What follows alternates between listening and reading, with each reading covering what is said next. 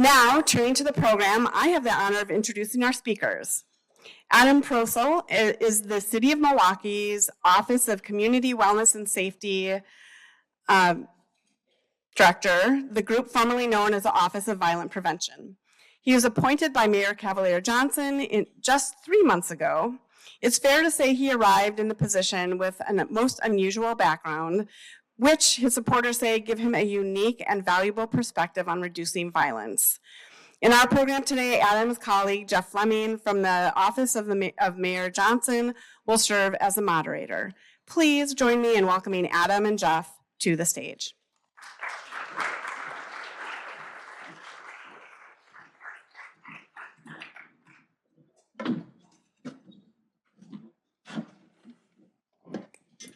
So, Adam, Beth hinted at it. You have an unusual background. So, it was 3 months ago that you took over the Office of Community Wellness and Safety, and formerly it was known as the Office of Violence Prevention. And I think they changed the name because the scope is not just reducing violence. The scope is making neighborhoods healthier, and preventing violence, and reducing crime, and steering kids in the right direction. What about your background equips you for this job? Yes, that's a very loaded question. First of all, good afternoon, and thank you for everybody for choosing to be here with us on a pre-holiday week. So, my background, and I apologize for anybody who may feel it's uncomfortable to hear what I have to say, and I definitely understand that. And essentially, I was one of those kids that ended up making the poorest decision a kid can make. And I'll kind of take a step back. And so even before that point in time, because I want to look at this from almost a chronological standpoint, I was probably exactly who you want your kids to be. I was a straight-A student. I was a Boy Scout, member of the Young Astronauts program, never skipped a day of school in my life, all the way up until the age of about 14. And this is in Colorado, and I always like to make my audience hate me, so I'll say that I'm a Denver Broncos fan, and I hate the Green Bay Packers with a burning passion. I hope they lose on Thursday, so I'll go ahead and see myself out. So, and yes, thank you for the boos. And this is where it kind of takes a pretty unfortunately serious turn. When I was 14, I had just got home from school, and I heard a banging on the door, and it was one of those bangs you tell yourself without even thinking about it, like something is not right. And I opened the door. It was my girlfriend's sister who said John Paul was just killed, and John Paul was my best friend. And it's something you always read about in the headlines that happens to other people in other cities, where in my situation, a random kid who I never met, wanted to become closer with Satan, had to kill 3 innocent people, and just saw my friend, shot him in the head, and it was as random as that. And obviously John Paul did not make it, and my father saw an immediate, and again, this is no excuse for my future behavior, but he saw an immediate sort of change in my behavior, and not in a good way. He got scared, decided to send me to Milwaukee to live with my grandparents. And so I'll kind of pause there. So in arriving in Milwaukee, you didn't have a whole lot of connections to school or community, and you were not the straight-A student any longer. You were a different person. I was. I looked at all the things that could put me in the best possible place for a future that I wanted. Just 6 months ago, I wanted to push all those things as far away from me as possible. I was that kid at the end of the lunch table that didn't have any friends, and again, no excuse. And so I gravitated towards the people who I felt didn't care about all the positive things. And I'm always reminded of the Statue of Liberty and the tablet. And it says, like, we'll accept your poor, you'll huddled masses, sorry. And I felt there's a group that also carries that same philosophy, and that's those friends that you don't want your kids to associate with. In my situation, gang members.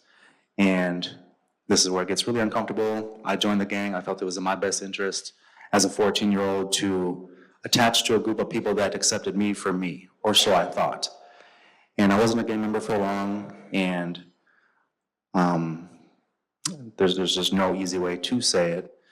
I embarked on a a journey of decisions that led me to 3 days after I turned 15 years old, picking up a gun, pointing at a rival gang member along with another adult, and we shot at these individuals, and unfortunately 2 people were hit, and even more unfortunate, Robert, who was 18 at the time, did not survive.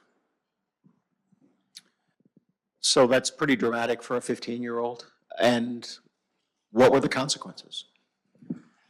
The consequences were severe, and I get it. Everybody has their view on what should have happened, and I respect everybody's thoughts, decisions. For juveniles who commit crimes, and that pendulum can swing sort of back and forth pretty far.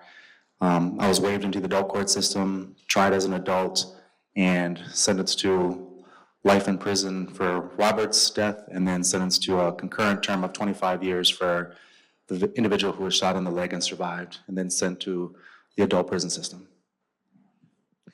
So that's got to be very dramatic for a 15-year-old. What was that experience like? More importantly, what did you learn being incarcerated? Learning is a very interesting word. I learned how to survive being a small 15-year-old in the adult prison system. I was the smallest person in the entire state. And a lot of the prisons that exist now to hold juveniles, they didn't exist back then. So like my first cellmate was an adult. I mean, all my cellmates were adults for my entire sentence because there just simply weren't any other juveniles at that time. And I would say from a learning perspective, it's interesting because I was trying to not become a victim in the prison system. Some of the traits that my father taught me from an educational standpoint came back in, and I, believe it or not, took all my high school equivalency diploma tests before I was even old enough to graduate. So I think at 16, I had all my tests completed because I was still book smart and street dumb at that point. And so I felt that education, I didn't know what I was going to do with it because I thought I would die in prison. Because for those that are wondering, if you got a sentence of life, how are you sitting here today? And there's life without the possibility of parole, and there's life with the possibility of parole. And oddly, how life works, my sentencing judge is actually over there. And actually, I consider him a friend. So amazing how life works. And I was given the opportunity to be paroled 27 years later on my 42nd birthday. So you changed in prison. How would you describe yourself at the end of your prison term? Oof. It's always a loaded question. How would you describe yourself? I don't know there's an appropriate way to answer that other than, I'll answer it in an odd way.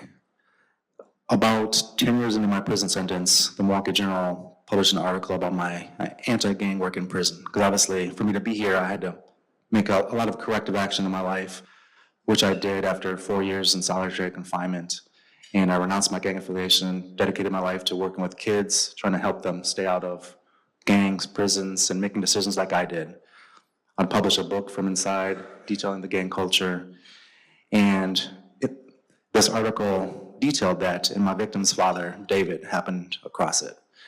And I received a letter from him, and I was doing a lot of these positive things during the day, but the guilt was really eating me alive. And I wanted this letter to berate me, to tell me how terrible of a person that I was, that he hoped that I died in prison. And it was the complete opposite. He thanked me for what I was doing. And a couple days later, I got a letter from his grandmother saying, can we send you some books? Like, how can we help you ensure other kids like ours don't end up like ours? And when I wrote him back, I had said, and this is gonna sound very unusual, I said, I would never tell you that I'm sorry for what I did. Because you don't say I'm sorry for taking somebody's life. What I did tell him is that I will work for the rest of my days, and I will show with my actions that I regret that moment more than anything. And so I think at the end of my sentence, I would describe myself as, forgive the emotion here, on a path to, and there's no way to ever unring a bell, and I'm understanding of that, but I was driven to a point of nothing else mattered, and even to this day in this role, as we'll get into, trying to prevent what I was once a part of, because fortunately or unfortunately, I understand it intimately. Do people ever challenge you saying that your commitment is phony in any way? That it's not real, that it was expedient just for you? The commitment To keep other people out of the same difficulties that you faced? I don't think so, because I think it's, if you spend any time with either me or those that I work with, I mean, I don't have a social life. The bags under my eyes aren't fake. I hardly have any friends. Like, really, like one of my only friends is right there. Always appreciative of him showing up, because I feel like in this work that to do it on the level it needs to be done, you almost can't have a life. And I think anybody who's spent a second around me would say that, like, I see that, so I've never, maybe behind my back, I don't know. And everybody, again, is entitled to their own opinions, and I respect all of them, even if they're not necessarily what I want to hear. So tell me about your life, your freedom, and what you have done in the time since you have left prison. It started with just trying to provide opportunities for those who make mistakes to be something other than they were yesterday. Stupid question. Raise your hand if you've ever made a mistake in this room. Like, we all have, and I get it that my mistake and your mistake are completely different, can't even be compared in the same conversation. But to each person, that mistake is a lot. And for those of us who maybe were dealt a bad hand, or actually were dealt a great hand like myself and squandered it. Like, I don't have any excuses. I had a father in my life. We were poor, but I had love in my family. And so I have no excuse other than my own stupidity and wanting to impress people that I had no business in wanting to impress. But at the end of the day, going back to, we can't unring bells when people do make mistakes. And believe it or not, most people that are in prison, and I don't ever take the stance of everybody says they're innocent. Almost everybody in prison I've ever come across will acknowledge they're guilty on some level. And most people, again, contrary to popular belief, right prior to that release, want to change. But we as a society, we have made it insanely difficult for those who have made mistakes to get out and get a true chance. It's not as simple as just get somebody a job. There's so many more nuanced conversations and barriers to preventing somebody who wants more than anything to be something other than that person that was a detriment to society at some point. And so a lot of my work was just trying to create an ecosystem of collaboration, because there are a lot of great people and organizations, some in this room, they're doing great things, but all of us are disjointed, none of us are working together. And with Milwaukee having, I think, even the most nonprofits in a particular square area, we've almost disincentivized collaboration, because now I have to hit my metrics. And if you hit yours, that means I don't hit mine. And there's only so much funding, so we essentially work against each other. And that's what a lot of the work that I do, that Shannon Ross does. And it culminated in writing legislation, which still feels weird to say that I wrote a law. And it was called up last year by Governor Evers to have him watch me sign his EVERS and then hand me the pen to essentially legislate collaboration, and publish my second book on what does collaborative reentry look like. Again, it's all about each one of us has a piece of the puzzle to a safer, more just, humane society. So I'm curious, once you got out of prison, were you working directly with people who were coming out of the prison system? Yes, so I actually interviewed for a job at Partners in Hope. They're a faith-based prison reintegration organization while I was still incarcerated. It was just starting. I met in the prison visiting room. The warden sat in my interview, and I usually make a bad joke there about your nervousness on your first interview. I have the warden sit on yours. It's a different level of nervousness. She's looking at you. And they said, we're starting this new program. Would like for you to help us when you get out. I did. They didn't even have a job description, sort of rose up the ranks until about 2 years ago, I became the director.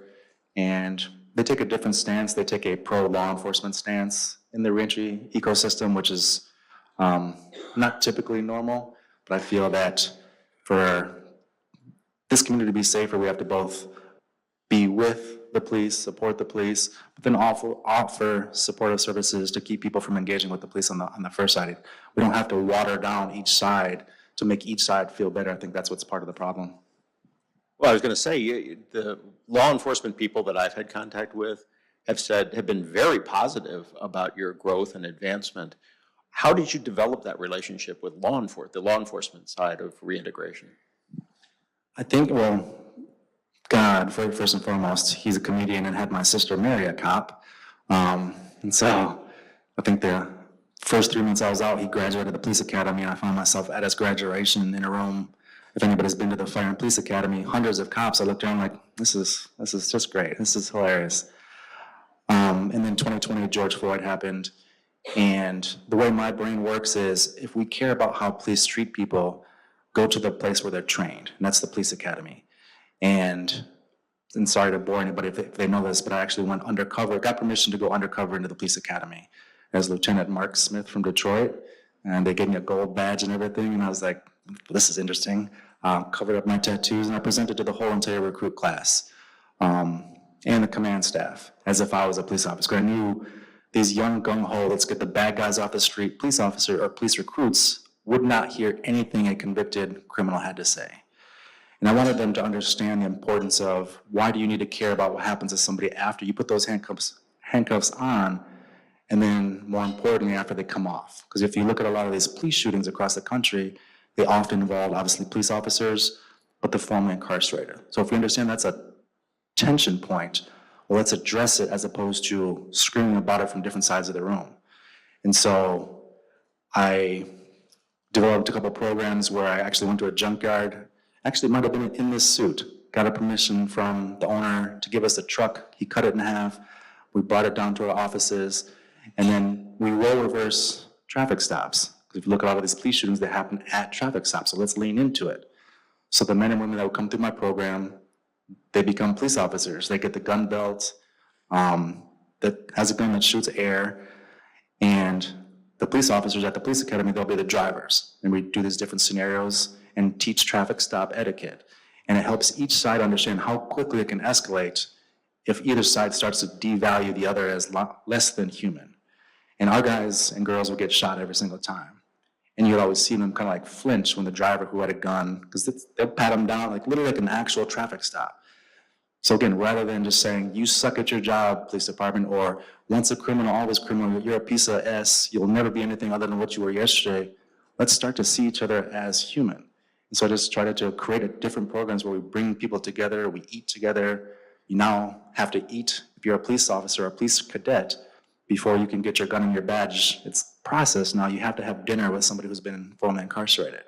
And again, if you see, just like today, right? If we break bread, you start to see one another a little bit more as human. And the more we see each other and treat each other as human, the harder it is to take that person's life at the end of the day.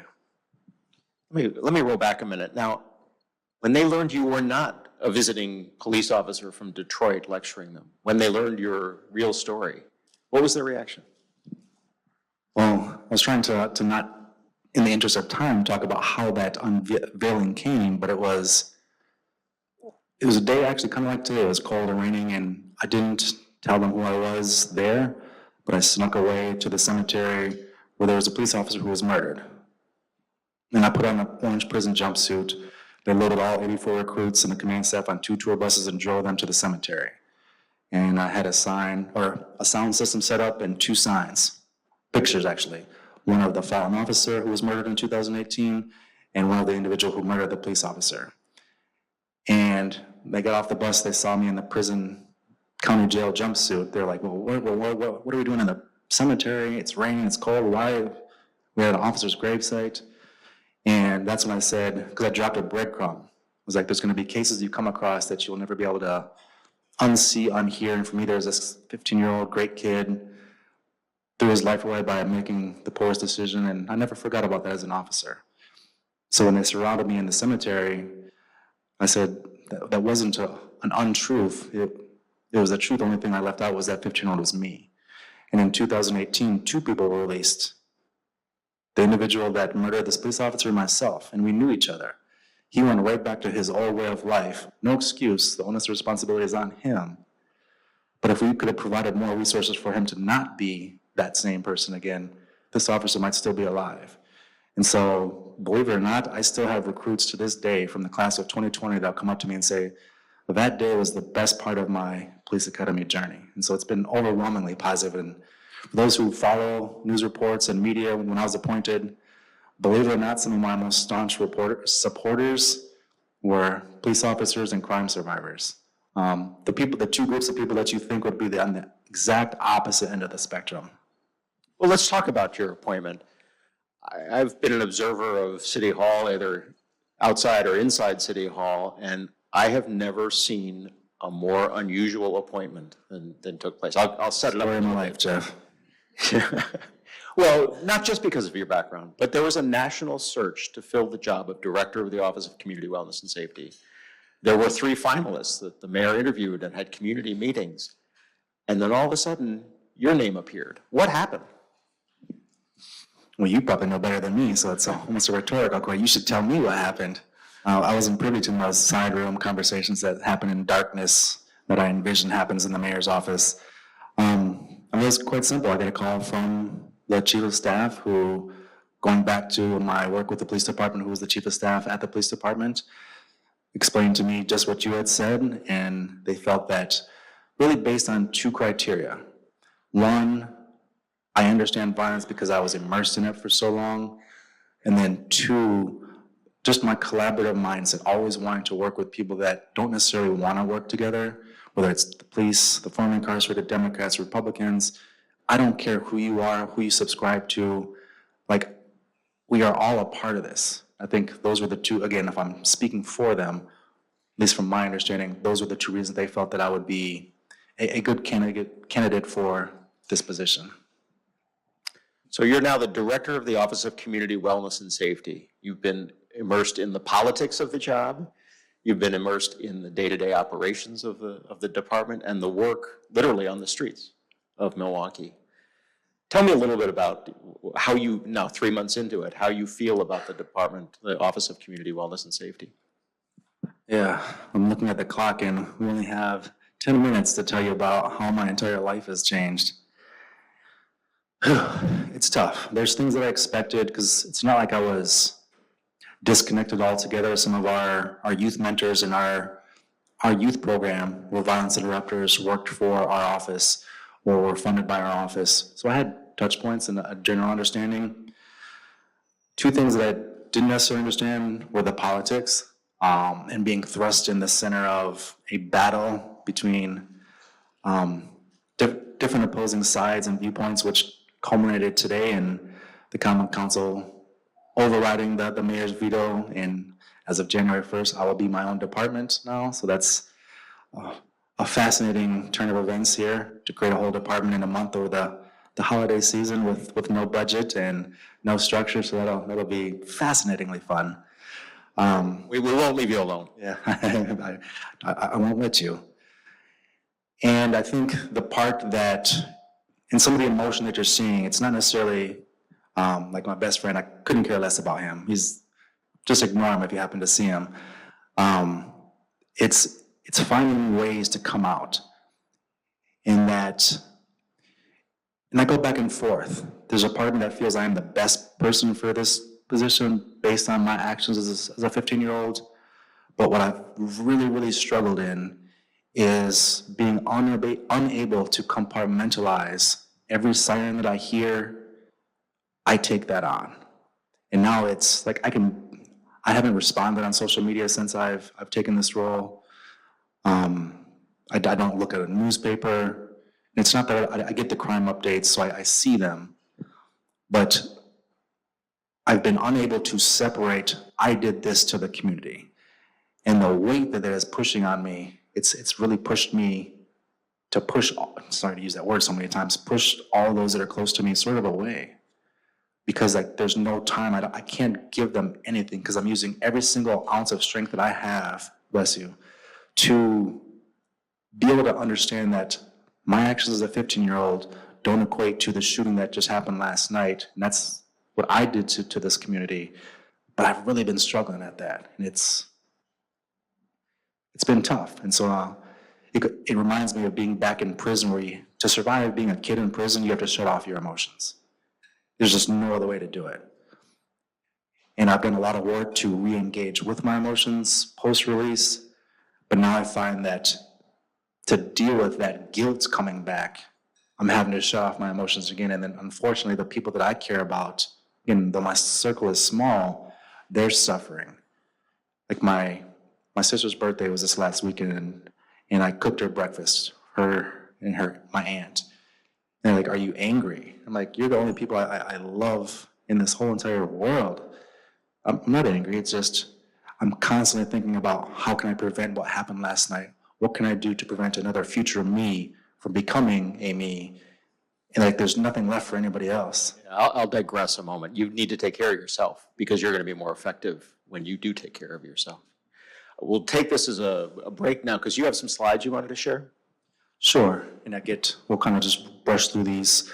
So as I sort of looked at what I would like to see this office become, because as you stated, Jeff, it's no longer just the Office of Violence Prevention. So in coming in, I've sort of used this as a living document of where I want to take this office, and I've identified 6 priority areas. And I won't reach through each bullet point, but from a community wellness standpoint, and we're often so reactionary in what we do, right? We'll spend $50,000 to incarcerate one male for a year after the creation of a victim, or $400,000 a year to incarcerate one youth. And that's going up to nearly almost $1 million in 2 years. That is insane to me, not only from a monetary standpoint, but from a post-creation of a victim standpoint. So the more we can invest in our youth at a young age, and a lot of these people, and by these people I mean all of us, think that it's not a health issue, but if we can provide early access to healthy meals, stable housing, pro-social mentorship, ACEs, everybody is, I'm sure, familiar with adverse childhood experiences, right? Really identify what the issues are at a very, very young age. Then we don't have to invest on the back end. Obviously, life's not perfect. So when kids start to veer off, and this is really where my downfall came. I'm sorry. Well, actually, I'm not sorry. We have to engage with the faith community. And regardless of what your faith is, I feel faith is a huge part of something that we as a society have pushed away for politics, from politics. I don't know. I'm not saying it's for everybody, but I'm a firm believer. First thing I do when I wake up is pray. The last thing at night I do is pray. I wouldn't be here if it wasn't for God. Some of the community-based alternatives to arrest, so if a kid is sort of engaging in things, data shows that if you put them into the system, it's so hard to get them out of the system. And I get there's the other end of that. We don't want to say, hey, just run free. So there has to be an accountability and sort of deterrent. And it's tough. There aren't any necessarily easy answers. Re-engage in the education system. So many kids, from a data standpoint, a lot of the kids involved in some of these violent crimes, truancy is a huge commonality. So we can find a way to get these kids back into school, whether it's charter, MPS, and again, I'm not getting into that political fray, re-engage them in some fashion in education. It's an absolute must. This is the bulk of what people think we do, and we can kind of touch on it here in a second, but community violence intervention, and actually I'll save that for a comment here in a minute. But if you see 4 and 4 Life, our critical response team, Promise Keepers out in the neighborhood, a lot of them wear orange shirts. They're engaging directly with victims of gun violence in real time at the scene with the family, offering trauma support, going to the hospital, in freighter, meeting with the victims, trying to prevent retaliatory attacks. That's a large focus of what we do. And actually, I'll touch on it now. Because people often ask, like, what does that look like? Prime example of what my job, when it's done right, out of a tragic situation looks like. Everybody about a month ago saw the situation where the officer was driving to work, got hit, and then the driver got out, pistol whipped the officer, exchanged gunfire, and the individual died. So when that happened, before I even got a referral from the police department, I got a call from one of our violence interrupters and said, hey, you need to get out to Mill Road. I get to the scene, and generally I don't go to scenes because it paints an inaccurate picture of but because there was an officer involved shooting, that was a reason for me to be there. And when I got there, the commanders on scene from the police department saw me, immediately came over to me. It's a tense situation because social media is stating something that's completely different from what the facts were. White cop, I don't get into this whole PC nonsense. White cop shoots black guy, unarmed, and watched him die, wouldn't let a nurse who was on scene provide aid. That was the social media narrative. And so police officers come up to me, commander said, hey, there's a video. We can't release it due to our standard operating procedures until we show the family. This is what it shows. Please trust that this is what it shows. And obviously most people have seen this video, but it kind of shows exactly the opposite, that the individual pistol whipped the officer and the officer defended himself. It's not what was being portrayed on social media. So can you speak with the family, which we did? Can you speak with the community that was there? We did. And you could just feel the tension just die. It's a very tragic situation. There's a lot of things that led up to that. Simultaneously, that family was also attending a funeral for another one of their loved ones. We sent one of our teams to the service because we knew once they get wind of this, you think about the highest tension situation. So some of our mediators and violence interrupters, trauma support, engage with them. So that's something in real time that just happened, and you don't see that on the news, right? There was no indication that that's what we were doing, but that's something that we do, and according to MPD, really quelled that situation. And we're kind of focusing on, or we were, on promise zones, and this is, I'll brush through this quickly. There are really 4 different areas in Milwaukee where the shootings, non-fatal shootings and homicides, and this is 2023. Then if you go to 2024, where we deploy our people, in 2025, you see we've pushed the violence, the homicides, and the non-fatal shootings out of our target areas.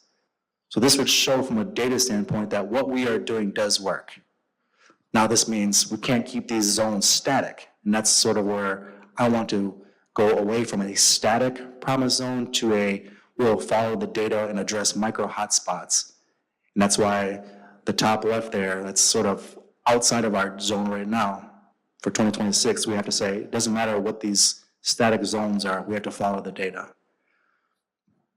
Victim services, I don't know why there's a glitch on there.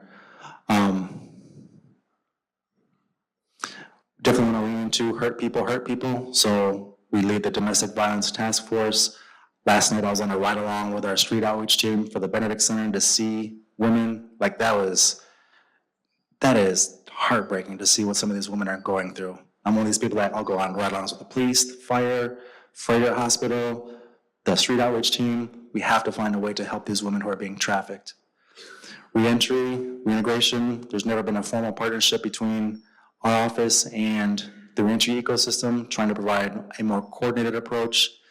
And then lastly, community and police relations, understanding that we need a healthy, cultural, competent police department, and we need a public health approach. They don't have to be, again, watered down, as I said earlier. So that was a very quick path forward to what we do and I want to do in the future.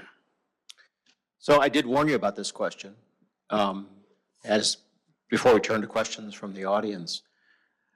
So thinking back when you're 14 and 15 years old, what kinds of interventions, support, actions would have kept you from firing a gun and killing somebody?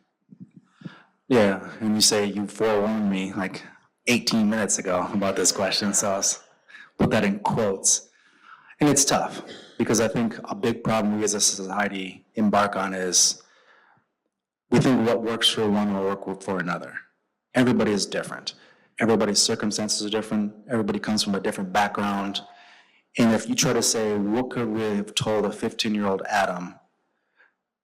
The answer is nothing, because we've already lost if you wait until I'm 15. We have to find different ways to invest in our youth at a younger age. And at the end of the day, and Shannon and I, in sunsetting our youth program, have realized that youth need you 25 out of the 24 hours of the day. And yes, I know there's 24 hours a day in a clock or in a day. There's just no way around it. You have to invest time in a positive role model for these youth to see what we want them to be. Because if they don't have anything to mimic or show them, we can't be upset or scratch our heads or whatever it is, because like if I need you to teach me how to solve a equation, but I never give you a math class, and I look at you like, dummy, solve this for me. Well, it's the same thing. If we don't invest and help them see what we need them to be for the future of our country, shame on us. So we have to find ways to attach to these youth at the earliest age possible. And it takes time, it takes money, and at the end of the day, if we don't do it, we're gonna pay no matter what. Because when that kid, and again, I get it, they need to be held responsible, and the pendulum is starting to swing back to punish them more severely, fine, but we've created a victim, and we're gonna pay in tears, and to incarcerate that youth for almost $1 million for a year. So we're gonna pay no matter what. Why not pay a fraction of that on the front end, pre-creation of a victim, and spending millions of dollars? One homicide cost Milwaukee $2.1 million, just the homicide alone. So how are we gonna pay? Fair question. Adam, thank you.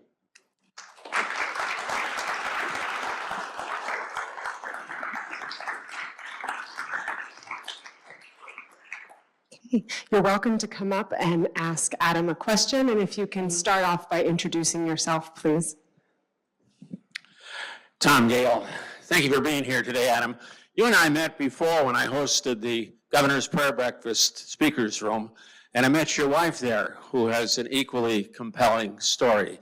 She's quite a support network for you, and you for her, I would think. Well, she's one of the people that I'm trying to push away, unfortunately. And I'm trying to not be that person, but I actually talked to her for the first time last week, because it's like, I don't want to make you hate me because I'm unable to be present. And so you're correct in that she is a gift from God, and I'm trying to find a way not to be a stupid man. Hey, Adam, thanks for being here and sharing your story. As a former education reporter for the Journal Sentinel, I really lean into your message of needing to lean into youth and provide opportunities and support. I'm in leadership now and play a different role at the paper, but we had a recent editorial board meeting with the police chief, and we all agreed on the fact that there need to be more opportunities for youth in this city to have safe spaces to go. Milwaukee Public Schools used to have more twilight centers open until midnight. We have community centers. We have, these discrete nonprofits working together. But there's not always a lot of collaboration between all of them, and they're not always providing the kinds of dynamic resources or just the things that get kids excited about going to something. I mean, sports and recreation is one thing, but I'm just wondering if you could elaborate more on what your ideas are now that you're in this role and you have a platform, you also have experience and you have the connections.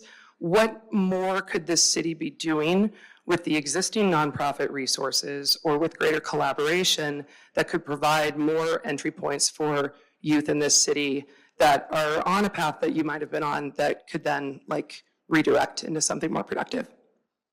No, it's a good question. And to amplify that point, as I said, last night I went on a ride along. On Halloween, Water Street is a big issue for a lot of people. And they're like, we want to show you what's happening on Water Street. So I was out on Water Street at 2 a.m. Got kids come up to me saying, are you dressed up as a district attorney? Yeah, take that, Kent Laverne. And I know where your office is too. Yeah, I know he boycotted me today, but he's a good friend. But the amount of underage youth out at 2 a.m. is absolutely, I don't know what else to do other than just to rub my face, because it's such an issue. In the police, you can't just arrest hundreds and hundreds, and it's overwhelming. And so, ironically, the police department reached out to me last week saying that we need to address this. We also know that just arresting a kid for being out late. That sets up a whole other chain of events, right? So is there a place where we can start getting some of those youth and taking them to essentially a drop-off center where their parents can come? So what does that look like? Is it like an all-night basketball league? Is it a place where there's other resources that their family can utilize? And so that just came up last week, so we're trying to find different ways where we can have a space, because there are some great spaces with great gyms where we can bring them that is safe, but we can also provide resources and an opportunity to, get out of this rut that they're in. Hi there, I'm Lindsay McKee, a local communications consultant. Thank you so much for sharing your story. I really just appreciated your bravery, your vulnerability, and your authenticity as well. I am curious, knowing that there are likely other Adams in the system right now who have made mistakes and who now maybe want to be part of the solution.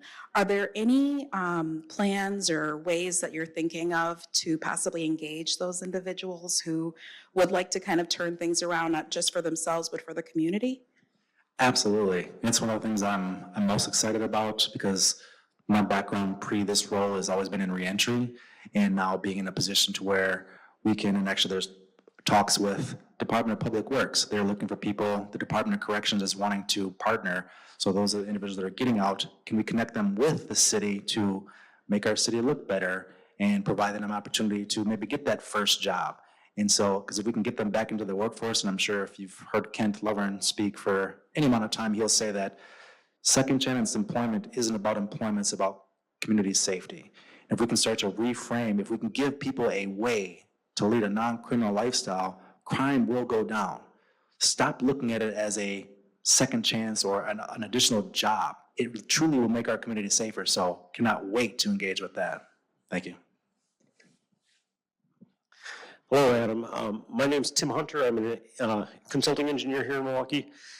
And I've always been fascinated in communities who lean into truth and reconciliation. Is there some way of putting it together, a way of having truth and reconciliation here in the city, so you can have victims meet their offenders and maybe come up to better solutions than going to jail and things like that? Is there some way to lean into something like that? You're speaking like restorative justice? Yes. Well, yes. The short answer is yes. I would not be sitting here if it were not for restorative justice. My victim's father literally changed my prayers, where I went from begging God to take my life to begging God to help me keep more Adams from becoming Adams. Sounds weird to talk about myself in the third person. Marquette, their restorative justice center, former Chief Judge Trigiano, I speak at her class every single year. So I'm trying to get through to these younger generation of kids, college students, who can eventually become leaders, understand that restorative justice, there's no such thing as a cure-all or as an easy fix, right? But I firmly believe that restorative justice, or some version of it, is a part of the overall answer. So Marquette Law School, the Restorative Justice Center, they are a big proponent in exactly what you're looking for. So please reach out to them. Thank you. Okay, one more question. Oh, you had to give this guy the microphone. Dun, dun, dun. Shannon Ross. Curious if you can talk about the media. I know we talked about the frustration a lot around this issue being one that is driven more by people's viewpoint and perception than actual statistics and solutions. And not to give your answer, but I think some of the conversation has always been about the responsibility of not only the media, but of people that are taking in media to be more discerning about how they're letting themselves believe something. And so I'm just curious if you can talk a bit about how that has impacted your role and the solutions you've talked about actually being able to take place. Yeah, it's actually a good and tough question. I mean, the media, when I was appointed, every single headline, every single top story, killer this, killer that, it's not something I've ever run from. Even my business cards are clear because I'm always transparent with my past. But for everybody to know the worst thing I've ever done, no matter where I go, I mean, every one of you has done, in your opinion, the worst thing in your life. Imagine Burger King drive-through this room. Everybody knows what that worst thing was. And I get it. Bless you. A lot of people sneezing in here. And I get it. I deserve that. But it's tough to navigate that at times. And I actually had a conversation with Jeff the other day. I was watching the news when it was only because it was following a football game. And they were talking about a homicide, a shooting, somebody hit somebody with a car. And I was like, man, I don't remember seeing that in my briefings. And it was one of the few days where there weren't any shootings in Milwaukee. So they went to Sauk County, they went to Racine. I'm like, man, like if I wasn't paying attention to I would just assume that's another shooting, another murder in Milwaukee. And it's like, well, if you look at the data, shootings overall are like down by 17% from this year to date last year. Yes, unfortunately, homicides are not. But that then begs a different question. If there's 20% reduction in shootings, that's a lot fewer people being shot. Now, is where they get shot determining whether or not they die? Again, every one of those that has passed away is detrimental, right? But I do feel the media does owe us all the responsibility to paint. Yes, I'm not saying don't report on all the negative, but maybe have some ratio where there's a lot of great organizations doing some phenomenal things. I've never seen them talk about shootings are down 19%. It's, hey, what are you doing to stop this kid from being shot?